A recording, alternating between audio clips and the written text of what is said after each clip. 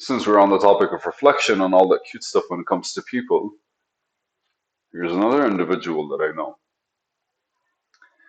And on that side, we're talking about a vibrant dude, full of energy, very poised, very chill, wanting to see life from more than one angle, trying to explore, trying to understand.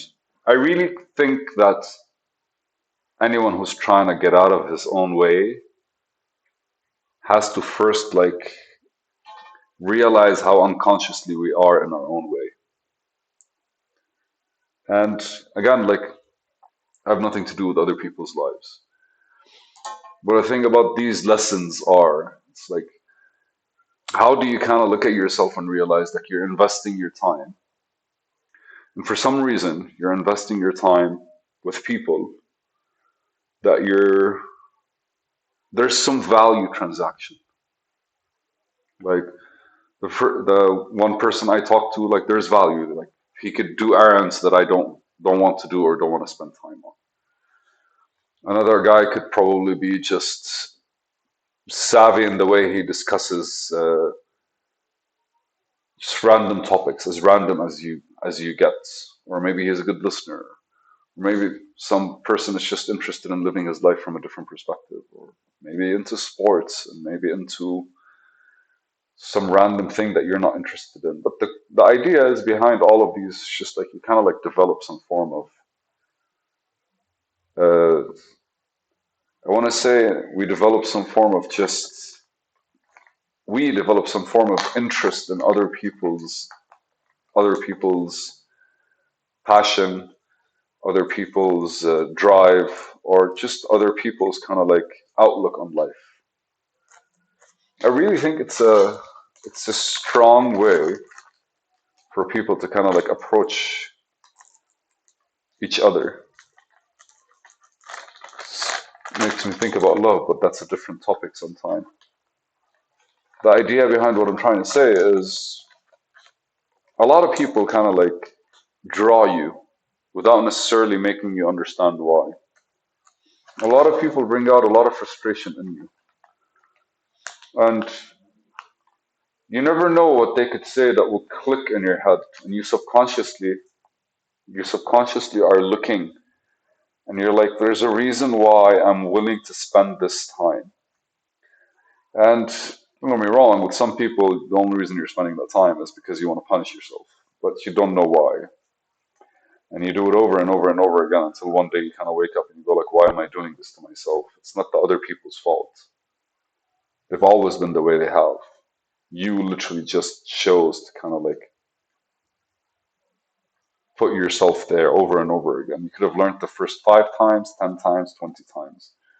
But sometimes we just kind of have to let something get out of the way completely. And so about this person, man, I'm grateful because he made me realize something. That even though he sucked at every other thing he talked about, there's one thing where his commitment towards it has made me feel kind of like, huh. But one thing that pissed me off the most about him is the fact that he's focused on everything except that, or he's attempting to focus on everything except that. And you can tell when somebody's kind of like passionate when he likes stuff. You can also tell where he's like, because he's good in them, he's not trying to pursue them. I think that's a personal challenge when it comes to people. It's like, because I'm not good in this, I'm just going to go and basically learn more about it to prove something to myself.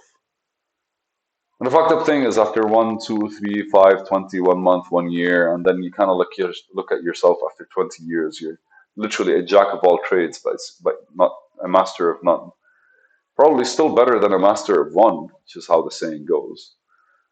But you can't build a certain consistency where you kind of like crack the actual like the level where you crack the code where you kind of like where your learning curve starts exponentially increasing, right? Because the learning curve is not like this, it's like this.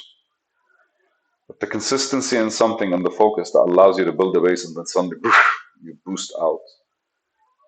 That happens when something is kind of like correlating with your sense of style, because the way you move, the way you talk, the way you do things, kind of all like express themselves in certain ways.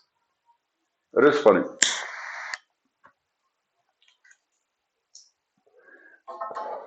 For some reason, I always found solace in hanging out with him, although it pissed me off because most of the conversations I talk about, he knows something about them or he's heard it somewhere on Instagram or like TikTok. It's never read, heard, or saw. And basically, it's like he's perfectly fine just jumping in and completely changing the subject into something that's completely unrelated just because that's how his mind kind of processes things. And it gets frustrating at times. But when it comes to him talking about the things that he's interested in, he just dives. And I personally love it because like I don't want it to stop. Like it's me absorbing all this information. You kind of like getting those things out of it.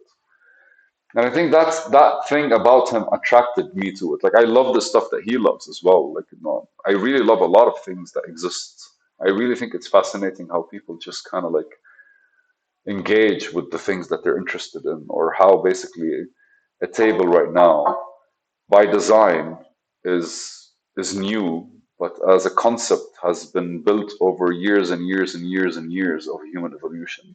And people just going like, I think I'm gonna make this table with four legs so that it looks better instead of that log that we use.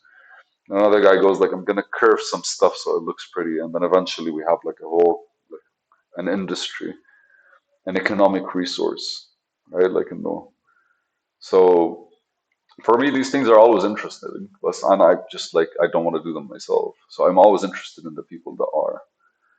But the people that are interested in them but don't really want to like consider them because they're just like lost in everything else, they're the hardest to be around because you can be like, ah, I think that's a selfish thing because I reflected on myself maybe. Like it's something when you're trying to like do something different or like push for something different in your own life, kind of look at everyone and kind of hope that they're doing the same. And I think that's selfish simply because you want somebody else to understand what you're going through, or you want somebody else to kind of like understand the process that you're going through, that you're trying to like handle. And it's just a selfish thing. You don't want to see yourself like the only person that's trying to do it among the people that are around you. It's disheartening because the way you look at yourself or the way the vision that you have for yourself tends to always be kind of like it's either pushing or pulling. And I feel like if you're pushing, you're kind of like wasting all your energy. But if you're pulling and you get more people on your side, then the whole drive kind of like starts becoming a thing. And I wonder if entrepreneurs kind of like lose themselves in this kind of like process where they're trying to like seek some form of comfort with the human beings that exist in their life. And I wonder if that's the true definition of being lost, is not able to like look at somebody across you and be like, no, me and you, we understand something. We link at something. That's the power of communities. Because communities started being formed around like purpose. And at first it was as basic as safety and food. And that after that it became interests. And it's fascinating how people kind of like find themselves like slowly getting closer. Like what I'm talking to you right now is something that I've thought about before. But like it's coming in this context, which is something fucking cute. Because like I'm thinking about this guy and I'm thankful for his existence in my life. And I was like, no, I really want to thank him because the other week we were hanging out and we were having a discussion. And like anything when it comes to sports, like he'll beat me in everything. It doesn't matter what I reason with. It doesn't matter. If you look at him, you go like, this is a guy that truly works out the way he's supposed to. That truly, like when he's going to the gym, it doesn't matter what time of day he's going to the gym. He's going to work out. He's going to do the daily exercise and all that stuff. For me, I have the same thought process to everything else. The gym for me is like 2 hours a day that I have to go, and I'm trying my best always to kind of like keep it exciting. But there's always a rush factor when it comes to it, right? It's not like I'm at the gym right now, like calm down and start working out. It's more like I'm at the gym, let's finish this workout. Huh. Maybe that's the attitude that I need to have when it comes to the gym itself. But I wish I can find a gym that opens at 6 o'clock in the morning. That would be perfect because then I can, or maybe I should start going to the gym later at night. Let's see if my gym closes late. Maybe I'll start doing that. Wow, this is like double intense. But ideally, I was to go back to the point. I was walking with the guy and having a conversation with him, and he was like, "Why are you looking at the floor while walking?" And I go like, "Sometimes I just kind of like lose myself." And I'm aware of that fact because I know I need to like keep my chest up so that my shoulders kind of find their place. And he goes like, just look straight and swing your fucking chest left and right and allow your body to like fall into momentum. And that clicked. Like the minute I looked to the front and I allowed myself to have this swing. And a big part of me growing up was like people making fun of it because like look at how he's walking, and I go like this is how normal people walk. The reality is the rest of the people that kind of like don't, that are not athletic, that are not like, they have that like kind of hunched walk, and it became normal for some fucking reason. And I realized at one point that like it's just like the way I grew up. Anytime like you do something that's a bit different, they kind of like laugh at you or shut you down or just kind of like, it's like people don't know what the fuck they're doing most of the time. They just want something to say to pass the time or engage with. But the minute he said everything about like my entire posture changed, and that's the reason why I was bringing this up because like it's amazing how beautiful people can be when they're in their elements. But if you take them out of it, or if they decide to go snoop around, they might pretentiously take the same confidence they have on something and then import it and like implement it on something else, which doesn't really pan out.